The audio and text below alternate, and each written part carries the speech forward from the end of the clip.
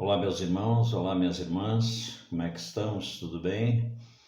Meu desejo é que vocês estejam muito bem e que, mais uma vez, ao assistir esse vídeo, que Deus lhe abençoe ricamente, que você possa colher dele aí alguns frutos. Nós estamos iniciando a lição de número 12, cujo título é Fé da Aliança. Teremos ainda esse trimestre a lição número 13 e depois, na próxima semana, depois da 13, nós então entraremos num novo trimestre, né? Novos títulos e novos estudos, e desde já fica então o meu convite a todos vocês que continuem se dedicando. Aliás, gostaria de fazer um pedido muitíssimo especial para o bom andamento da nossa escola sabatina, é que você, ao olhar, ao escutar essas lições que você tem visto aqui através desses áudios, desses vídeos, áudio-vídeos, que você passe para os seus amigos, para os seus grupos, para os seus familiares, enfim, que mesmo que se você por algum motivo não tenha gostado da lição, porque pode acontecer, você não se agradar assim tanto do conteúdo, mas quem sabe para aquela pessoa que você vai passar, quem sabe se ela gosta, né, meu irmão? E quem sabe se ela também não vai aprender grandes coisas para ela, né? E então fica aí registrado o meu pedido para você, meu irmão e minha irmã. Não custa nada, é só um toquezinho ali na tecla, né, e passar para o seu irmão. Bom, Fé da Aliança, lição de número 12. O verso para memorizar diz assim, irmãos, está lá em Gálatas, no capítulo 13, no verso 11, que diz assim: é evidente que pela lei ninguém é justificado diante de Deus, porque o justo viverá pela fé. Eu não sei o que você entende neste versículo, mas ele é claro em dizer que pela lei eu não serei justificado e ninguém será justificado. Porque você, porque eu, porque nós, os justos, viveremos pela fé. Então, esse viveremos, né? Inclusive está ali no singular, né? Viverá pela fé, quer dizer, o justo, mas nós nos incluímos aí junto, então ele fica no plural. Nós que vivemos pela fé, viveremos com Deus, né? Então nós seremos justificados, né, porquanto salvos pela nossa fé. Então vai aí a dica de interpretação desse versículo para você enriquecer aí seu conhecimento e lhe ajudar na interpretação também. Está lá no livro de Gálatas, né, capítulo 3, versículo 11. E o nosso manual nos conta aqui uma pequena história que vai no final nos levar a uma reflexão que diz assim: cerca de 7 séculos antes de Cristo, o poeta Homero escreveu Odisseia, o mesmo que escreveu Ilíadas, né? Então ele escreveu Odisseia, que é a história do Odisseu. Quem era esse Odisseu? Um grande guerreiro que, após saquear a cidade de Troia, na guerra de Troia, começou uma viagem de 10 anos de retorno para a sua terra natal, Ítaca, era o nome da cidade natal. Mas por que demorou tanto essa viagem de volta do Odisseu para a sua terra natal depois de ter tomado a cidade de Troia? na guerra que levou o seu mesmo nome. A história, o nosso manual nos dá conta que nesse período de 10 anos, e por isso tão dilatado, 10 anos para voltar, teria sido pelos obstáculos que ele encontrara na viagem, ou seja, naufrágios, motins, tempestade, monstros e outros obstáculos, que impediu de alcançar seus objetivos. Então, por isso ele levou tanto tempo. Mas finalmente, os deuses de Odisseu,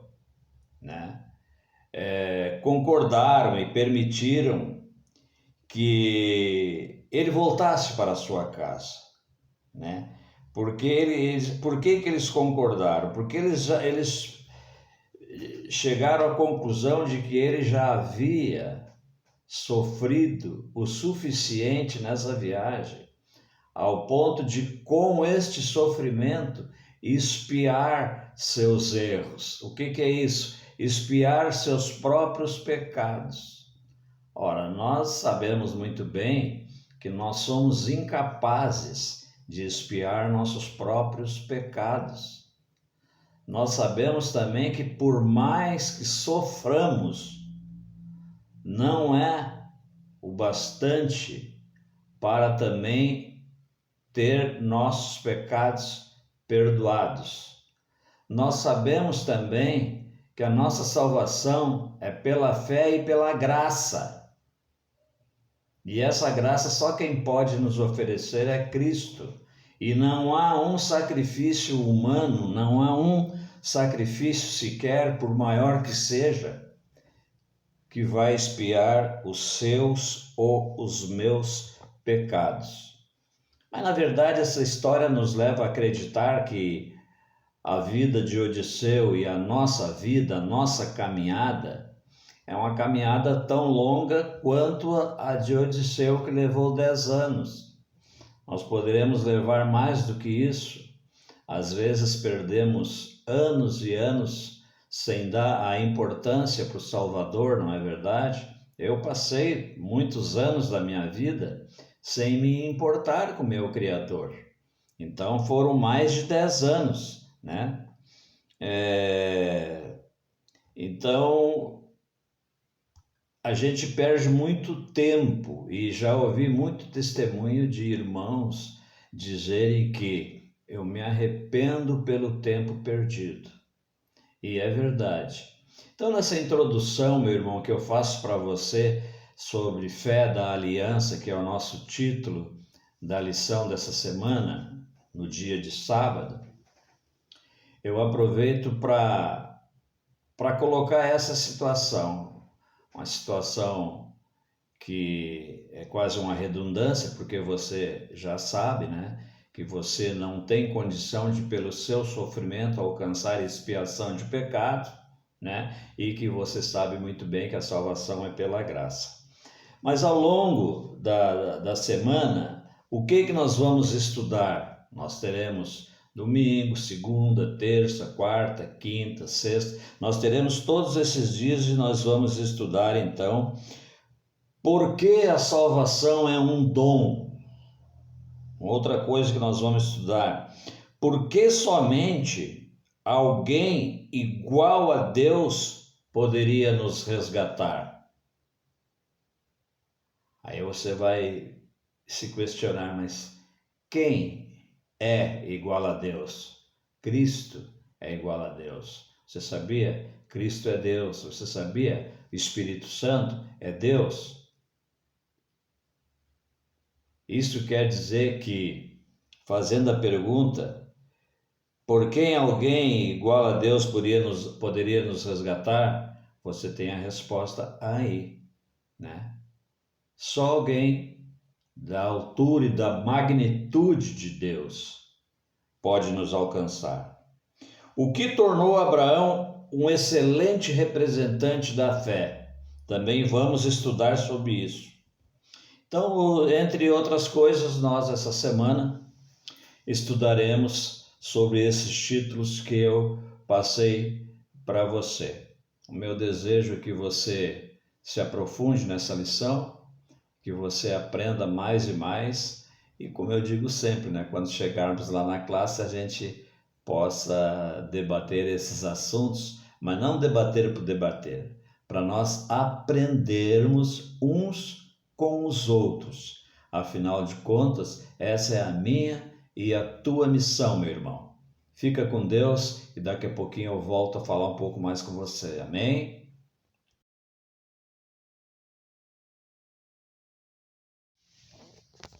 Irmãos,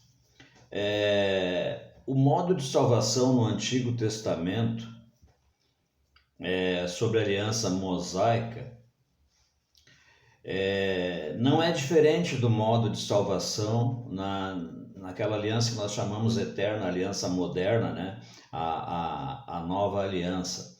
Você crê nisso? Aí você vai me dizer, mas como assim? Né? A salvação no Antigo Testamento era igual à salvação agora no Novo Testamento? Como se dá isso? Pela fé, meu irmão. Naquele tempo, antes de Cristo, também era pela fé. Como se fazia isso?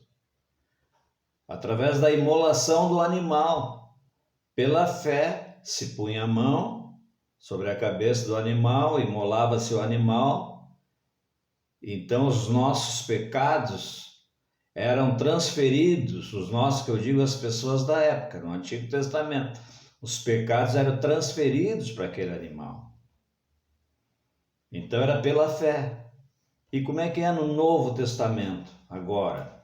Também pela fé. Mas é a fé no animal?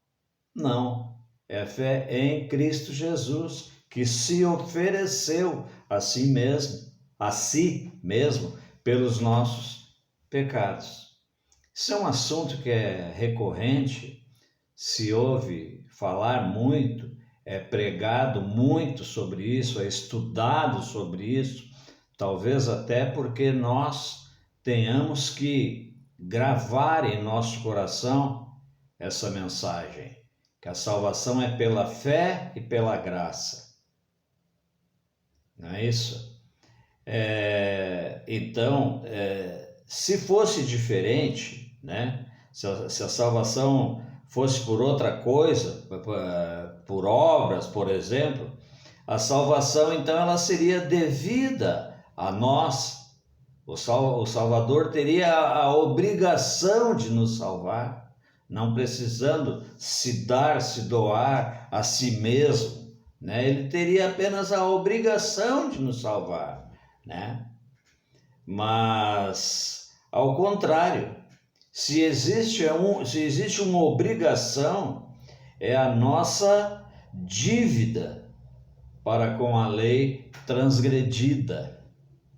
Ou seja, se existe alguma obrigação, né, são os nossos pecados devidos e temos que saldá-los através de alguém, que é o Cristo crucificado. E é nele que nós cremos. E está todo aí o projeto de salvação em Cristo, o modelo de salvação na nova aliança, em Cristo Jesus. Meu irmão, eu quero, neste momento, reforçar então aquilo que eu disse no início.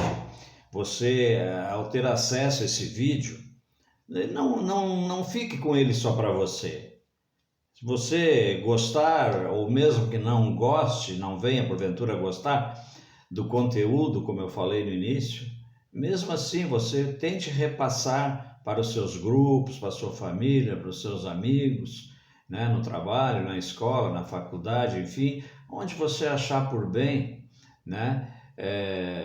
Faça com que mais pessoas, mais irmãos tenham acesso a essas palavras que a gente tem dito e gravado aqui para você. Tanto eu como os meus colegas, né, tem feito isso semanalmente, temos nos afastado, deixado de lado, melhor, os nossos afazeres, para estar aqui, né, gravando essas mensagens, que é para o nosso aprendizado, para o meu e para o teu. E a gente tem o desejo que isso se propague para que mais pessoas tenham acesso, tá bom? Posso contar com você? Então eu vou contar com você, tá bom? Muito obrigado por nos assistir e que você possa fazer uso para o seu crescimento espiritual. Amém? Eu peço tudo isso e agradeço em nome de Jesus, ok? Um abraço.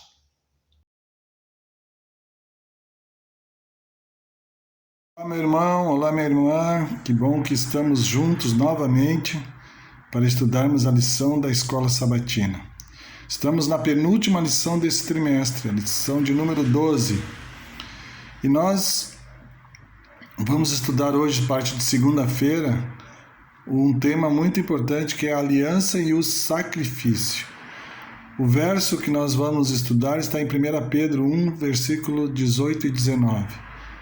Diz assim: sabendo que não foi mediante coisas perecíveis, como a prata e o ouro, que vocês foram resgatados da vida inútil que seus pais lhe legaram, mas pelo precioso sangue de Cristo, como de um cordeiro sem defeito e sem mácula.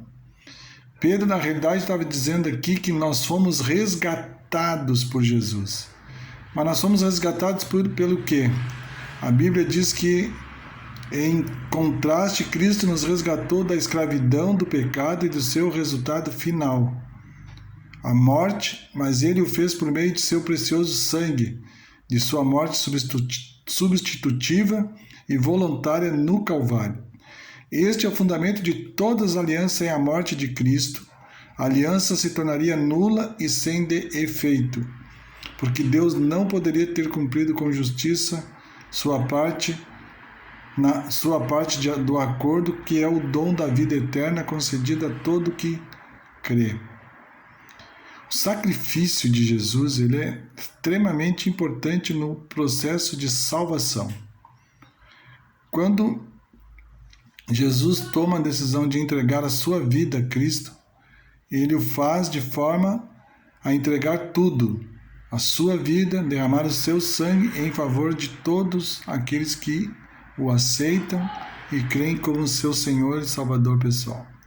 Até a morte de Cristo, até o seu sacrifício pessoal, nós tínhamos ali o santuário terrestre, o sacerdote, o sumo sacerdote, que ofereciam o sangue de animais, de cordeiros, de bodes, de touros, para que o pecado daquela pessoa fosse expiado. O próprio pecador trazia o animalzinho, matava o animalzinho, confessava o seu pecado e o sacerdote aspergia, né, o sangue do cordeiro, do animal morto, no santuário, na parte do lugar santo. Uma vez por ano, então, o sumo sacerdote fazia o quê? Ele trazia, ele entrava no lugar santíssimo com a intenção de fazer a purificação de todos os pecados cometido pelo povo durante aquele tempo, que provavelmente era de um ano. Esse sacrifício foi agora substituído pelo sacrifício superior, que é Cristo Jesus. O sacrifício de Cristo, ele ratifica o processo da salvação. Jesus morre, ele se sacrifica pelo pecador, ele sofre pelo pecador, ele é cuspido na cara por causa do pecador. Satanás estava ali ao pé da cruz dizendo: desce da cruz porque não vale a pena morrer pelo ser humano. Ele vai continuar pecando, ele vai te rejeitar, ele vai continuar te tratando com indiferença, não aceitando o teu sacrifício por ele. Mas Jesus sabia que muitos aceitariam o seu sacrifício e o seu oferecimento de perdão e salvação. E a lição ainda tem, aqui na parte de auxiliar, diz assim: temos essa promessa da vida eterna, pois só Jesus poderia reparar a brecha que nos privou da vida eterna. Por quê? Porque só a justiça e o valor infinito do Criador poderiam cancelar nossa dívida para com a lei transgredida. Essa é a amplitude da ruptura causada pelo pecado. Afinal, o que se poderia dizer sobre a seriedade da eterna lei moral de Deus se uma criatura finita e temporal pudesse pagar a penalidade por sua transgressão? Ou seja, nenhum ser humano podia pagar pela transgressão do seu pecado. Tanto que, voltamos lá para o santuário terrestre, ele trazia um animal que morria no seu lugar. Agora, o próprio Cristo morre no nosso lugar.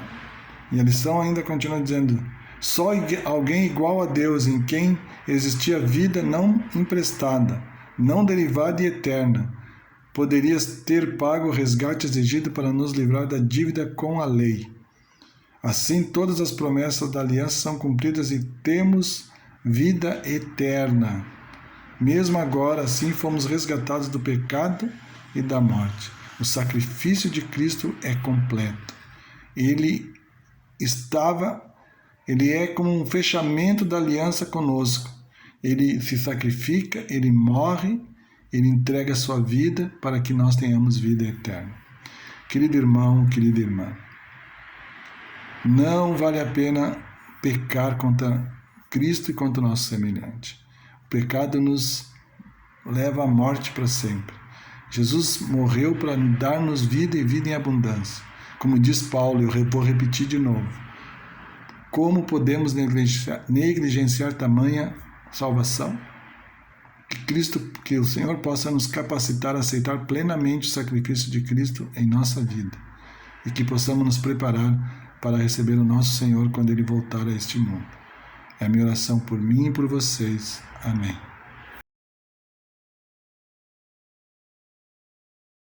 Continuando, meu irmão e minha irmã, a lição da Escola Sabatina, dessa lição número 12, nós estamos estudando um tema muito importante que é a fé na aliança.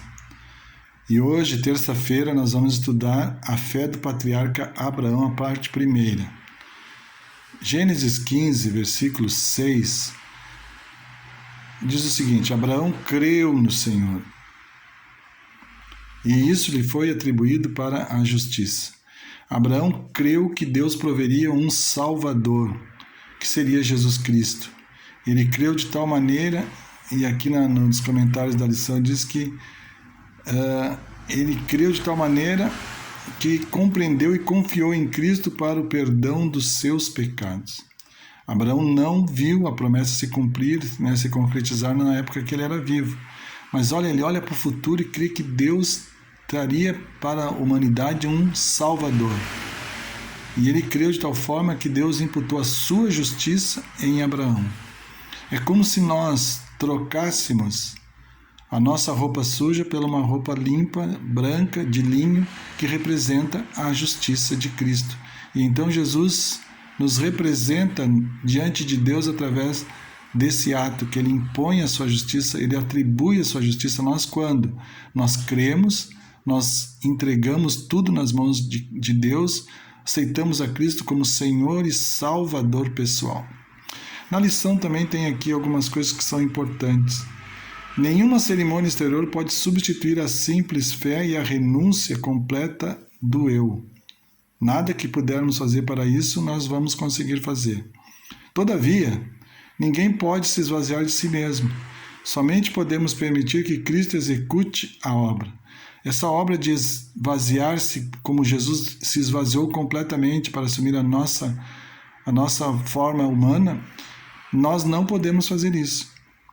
Então a linguagem da alma será: Senhor, toma meu coração, pois não posso dar. É tua propriedade, conserva-o puro, pois não posso conservá-lo para ti.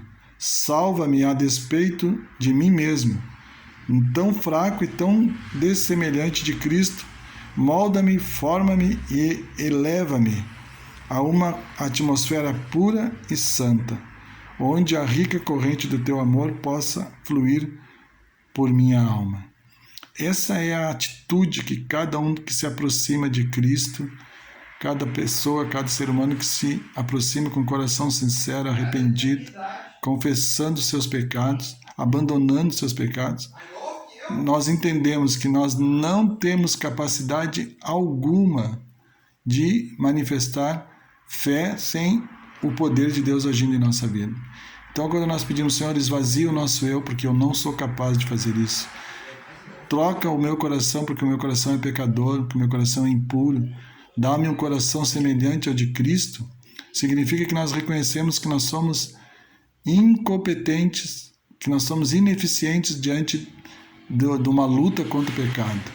Mas nós precisamos de ter Jesus que assuma completamente o controle da nossa mente, o controle do nosso coração, a fim de que nós possamos, como Abraão, pela fé, crer nas promessas que o Senhor fez a ele, e isso foi imputado como justiça, atribuído como justiça. A lição ela é muito pródiga em mostrar que nós dependemos, como Abraão dependeu e creu em Deus, nós também dependemos e cremos 24 horas do nosso tempo em Cristo Jesus.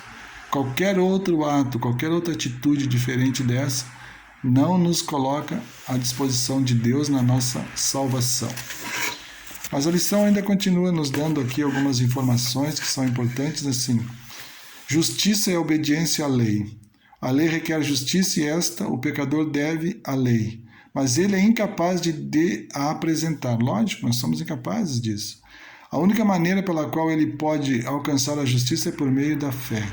Pela fé ele pode apresentar a Deus os méritos de Cristo e o Senhor lança a obediência de seu Filho em crédito do pecador. A justiça de Cristo é aceita em lugar do fracasso do homem. E Deus recebe, perdoa, justifica a pessoa arrependida e crente e trata como se fosse justa, ama de tal qual ama seu filho. É assim que a fé é imputada como justiça. E a pessoa perdoada avança de graça em graça, de uma luz para uma luz maior. Que maravilha! Como o ato de nós crermos e deixarmos que Deus conduza a nossa vida, Ele nos faz de tal forma, Ele nos ama de tal forma como Ele amou o seu Filho. E Ele diz que a obediência que nós vamos praticar a partir daquele momento, ela é uma obediência praticada pelo próprio Cristo. E Ele lança o crédito dessa obediência na pessoa de Jesus, porque nós não temos capacidade para ser obedientes. Nós dependemos dessa atitude de Deus. Quando nós cremos, colocamos pela fé tudo nas mãos de Deus, Deus pode fazer milagres na nossa vida, como fez com Abraão. Ele creu e por isso a justiça de Deus foi atribuída a ele. Que Deus nos capacite a entregar tudo nas mãos de Cristo, crer na pessoa de Jesus, para que a sua justiça possa tomar conta da nossa vida, do nosso coração, dos nossos pensamentos, das nossas atitudes. E que nós possamos viver uma vida semelhante à de Cristo todos os dias da nossa vida, até a volta do nosso Salvador. Que todos nós tenhamos esse pensamento, irmãos. Eu oro por mim e por vocês. Amém.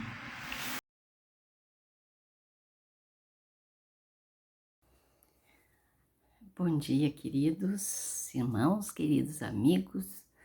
Mais uma vez nós estamos aqui para estudar a palavra do Senhor, né? Vamos estudar a palavra escrita aqui na nossa lição, o que nos ensina. Essa semana estamos estudando fé da aliança.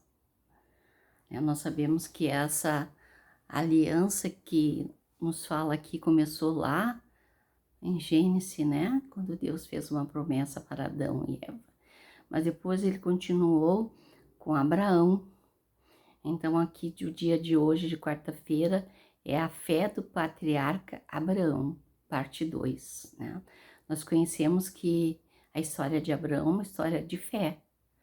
Quando Deus pediu para ele sair da sua terra, da sua parentela, ele prontamente saiu, porque ele confiou no Senhor.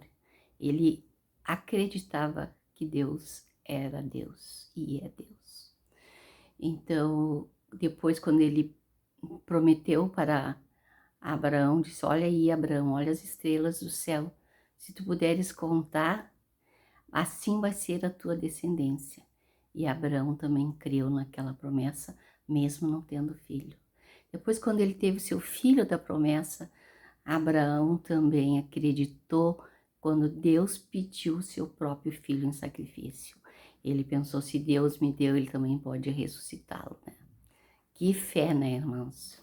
e isso foi creditado em Abraão como justiça. Então, o nosso estudo de hoje, ele nos ensina que nós vemos que várias traduções usaram as expressões ter em conta, quer dizer, acreditar, considerar, não é mesmo? E nós também sabemos que lá no passado, quando eles ofereciam suas ofertas pacíficas, como ofertas como para tirar o pecado, confessando seus pecados, eles também tinham que ter fé. Fé que aquela oferta seria capaz de tirar toda a culpa deles, né? E nós conhecemos a história de Cristo, que foi imputado a Jesus os nossos pecados, né? Jesus levou sobre si os nossos pecados. Isso quer dizer, foi creditado a Cristo a culpa do nosso pecado. Então, foi considerado Jesus o pecador. Jesus, que não tinha culpa nenhuma, não tinha pecado nenhum, levou sobre si os nossos pecados. Isso que significa essa palavra, né? Imputar. Imputar é levar a culpa sobre si, é ser creditado a ele, é ser considerado ele.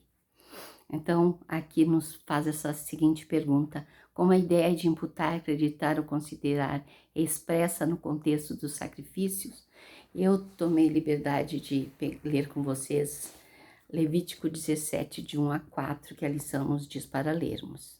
Então, disse o Senhor a Moisés: fala a Arão, seus filhos, e a todos os filhos de Israel, e dize-lhes: isto é o que o Senhor ordenou, dizendo: qualquer homem da casa de Israel que imolar boi, ou cordeiro, ou cabra no arraial, ou fora dele, e não trouxer à porta da tenda da congregação, como oferta ao Senhor diante do seu tabernáculo, a tal homem será imputada a culpa do sangue. Derramou sangue, pelo que esse homem será eliminado do seu povo. Isso era muito sério, queridos. Se eles matassem um animal como oferta, eles tinham que oferecer, tinha que entregar ao sacerdote, porque o sacerdote tinha que espargir o sangue no altar.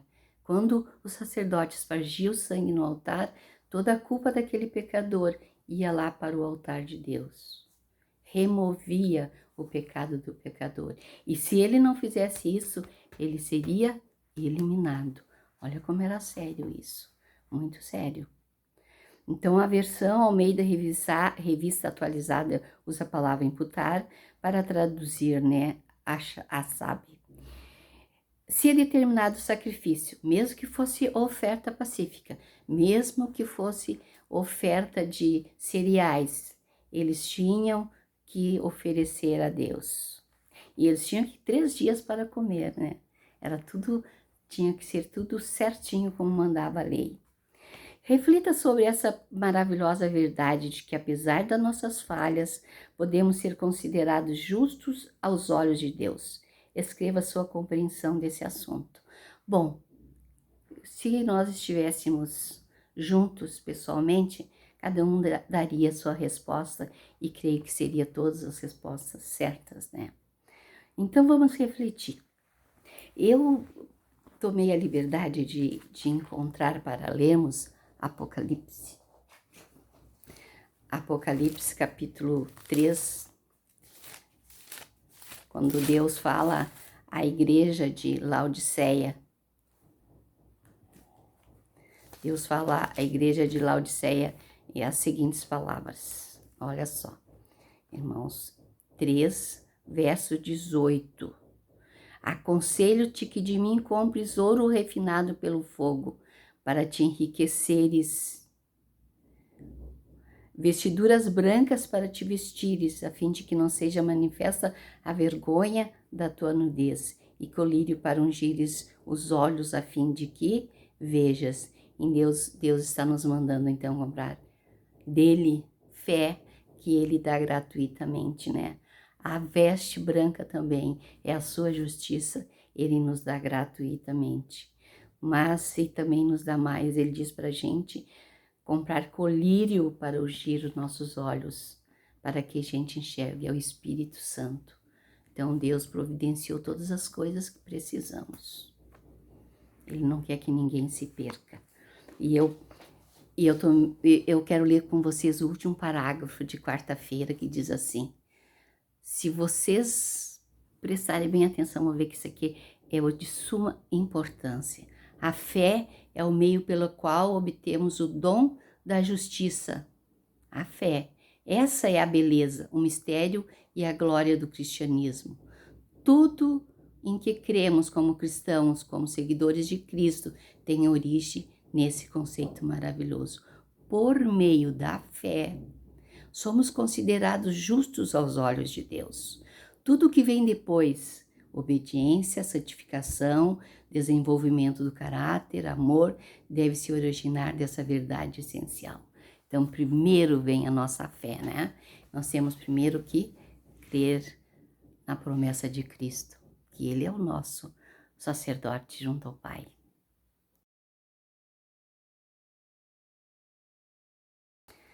Agora nós vamos começar a ler quinta-feira, a estudar quinta-feira. Que o Espírito Santo nos ajude, né, irmãos? O título da nossa lição é Descansando nas Promessas.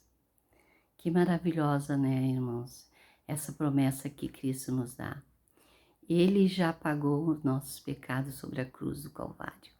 Ele levou sobre si as nossas transgressões. Mas isso não quer dizer que não temos mais pecado. Enquanto vivermos, nós precisamos da justiça de Cristo. Enquanto vivermos, precisamos pedir perdão pelos nossos pecados, até a sua volta, até a porta da graça se fechar, né? Aqui nós temos uma história de um cardeal, né, que estava pertinho da sua morte. E eles queriam trazer vários crucifixos para ele se sentir protegido. E ele disse: levam essas coisas embora. Acho que o mais seguro é confiar nos méritos de Cristo. Que verdade, né? O mais seguro para nós é confiarmos nos méritos de Cristo. No entanto, a boa notícia é que temos que esperar a aproximação da nossa morte para ter segurança no Senhor. Será? Toda aliança é fundamentada nas seguras promessas de Deus para nós hoje. Não precisamos esperar, não, a nossa morte para termos a confiança plena de que vamos ser salvos, porque Cristo já fez isso por nós. Isso é um fato. A justiça de Cristo em nós. Porque Ele fez isso por nós? Porque nos amou tanto que deu a sua vida para nos resgatar da morte eterna, né? Ai, irmãos queridos, toda aliança é fundamentada nas seguras promessas de Deus para nós. É segura suas promessas, porque Deus é fiel, Deus cumpre suas promessas. Jesus prometeu que vai voltar e vai nos levar para estar com Ele para sempre. Então vamos crer nessa promessa. Mas também temos que ler lá o Apocalipse, que o Apocalipse diz para a igreja da Laodiceia. O que Jesus mandou dizer para a igreja da Laodiceia? Ah, vocês acham que vocês estão ricos, né? Que não precisam de nada. Então Jesus disse: vocês são os pobres, miseráveis e nus, né? Então Deus está dizendo: compre de mim enquanto a porta da graça está aberta. Tenham fé, porque eu dou gratuitamente. A fé é um dom de Deus. Mas precisamos conservar essa fé. E essa fé se conserva a gente tendo união com Cristo. Todos os dias, irmãos, todos os dias. Fazendo a nossa leitura da Bíblia, nossas orações, orando, cantando louvores. Essa é a nossa comunhão que nos aproxima de Jesus Cristo. E aqui diz assim: como você pode experimentar a bondade de Deus? Você já experimentou a bondade de Deus? Todos os dias nós experimentamos a bondade de Deus, que diz no Salmos 34, verso 8, provai e vede que o Senhor é bom. O Senhor, se não fosse a bondade de Deus, nós nem estaríamos aqui. Se não fosse a bondade de Deus, nós não teríamos firmado a nossa fé na justiça de Cristo. O que Cristo fez por nós para tornar leve o nosso jugo? Em Mateus 11, versículo 30, todo mundo sabe de cor esses versos. Porque o meu jugo é suave e o meu fardo é leve. Por que Jesus disse isso para nós, que o meu jugo é suave e o meu fardo é leve? Porque Jesus já pagou o preço da nossa carga. A nossa carga agora não é mais pesada. Que bom o nosso Jesus, né? Ele pegou todo o peso da nossa culpa e levou sobre si. Por isso que Jesus diz que o meu jugo é suave e o meu fardo é leve. Vinde a mim, todos que estáis cansados e sobrecarregados, e eu vos aliviarei. É isso que Jesus quer de nós. Vamos a Jesus, que Ele vai nos aliviar, porque Deus é amor, Deus é bondade, misericórdia. Qual é a relação entre a justificação e a paz? Romanos 5, verso 1. Somos justificados mediante a nossa fé. Temos paz com Deus por meio de Jesus Cristo. Temos paz com Deus por meio de Jesus Cristo. Porque Jesus Cristo nos resgatou, nos reconciliou com Deus. Agora nós não somos mais estranhos, porque fomos reconciliados de novo com Deus. Quando Adão e Eva pecaram no jardim do Éden, houve uma separação. E Jesus Cristo era a promessa, né? A promessa da nova aliança. Jesus Cristo morreu por nós. E agora só temos que crer nessa promessa, que Ele vai voltar. Porque justificados já fomos perante Deus, através de Cristo Jesus. Queridos, o que você ganhou com a experiência de Cristo? O que você ganhou? Isso está em Filipenses 2, 7 e 8. Ganhamos o perdão dos nossos pecados. Fomos resgatados da morte para a vida eterna. Cristo nos fez parecidos com Ele. Agora, por isso que a lição que nós lemos ontem diz que depois que nós aceitamos a Cristo, então depois que nós aceitamos a justiça de Cristo, é que somos transformados, né? Somos transformados no nosso caráter. É tudo aperfeiçoado. Eu gosto muito do que o pastor Ronaldo Oliveira diz nos Reavivados por Sua Palavra. Leiam a Bíblia, faça oração, arrume a sua cama e vá levar Jesus para os outros. É isso que nós temos que fazer. Levar Jesus durante o nosso dia conosco. Assim nós podemos agradecer o que Cristo fez por nós. Que Jesus nos abençoe, queridos, e nos guarde sempre nessa bendita promessa, porque Ele já fez a parte dele, agora nós temos que fazer a nossa. Que todos fiquem bem. Até a próxima. Amém.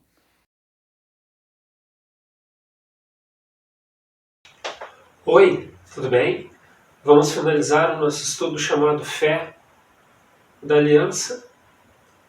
É isso mesmo, né? Para que a gente consiga honrar a aliança com Deus, é necessário um elemento. E esse elemento é chamado fé.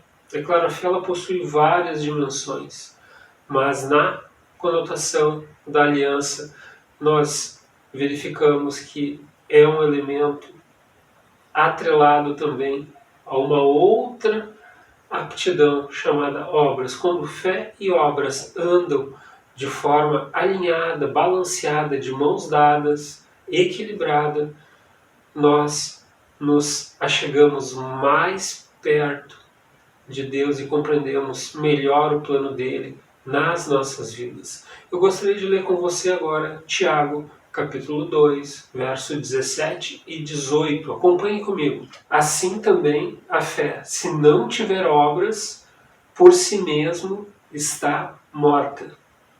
Mas se alguém dirá, tu tens fé, e eu tenho obras, mostra-me essa tua fé. Mostra-me essa tua fé sem obras, e eu, com obras, te mostrarei a minha fé. quando nós observamos a importância da fé e como ela age em nossas vidas, nós conseguimos ter uma noção maior do que significa o cristianismo. Se voltarmos para o passado, pegando todos os profetas, os mártires que morreram pela palavra de Deus, a fé é um elemento que não é visto apenas em Abraão, que é considerado o pai da fé, mas ele vem transcendendo de geração em geração. E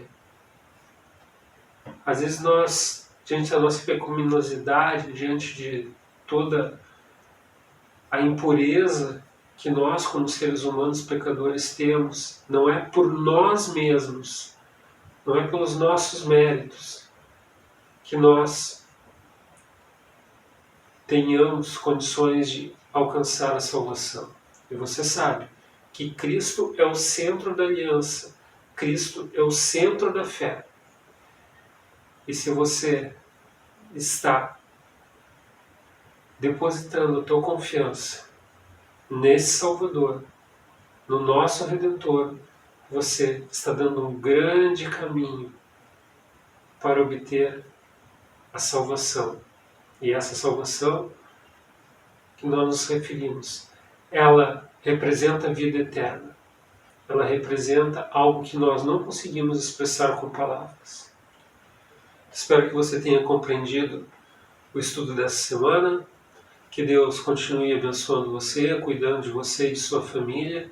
Nos encontramos no próximo estudo, que é o último dentro deste contexto da aliança. Até lá. Tchau, tchau. Senhor Jesus, ficamos maravilhados diante do milagre do Teu perdão. Claro que a nossa resposta é sim. É um milagre que experimentamos todos os dias, às vezes todas as horas. Que nunca nos esforcemos para ser dignos do Teu perdão, mas em vez disso, que vivamos para honrá-lo. Em nome de Jesus. Amém.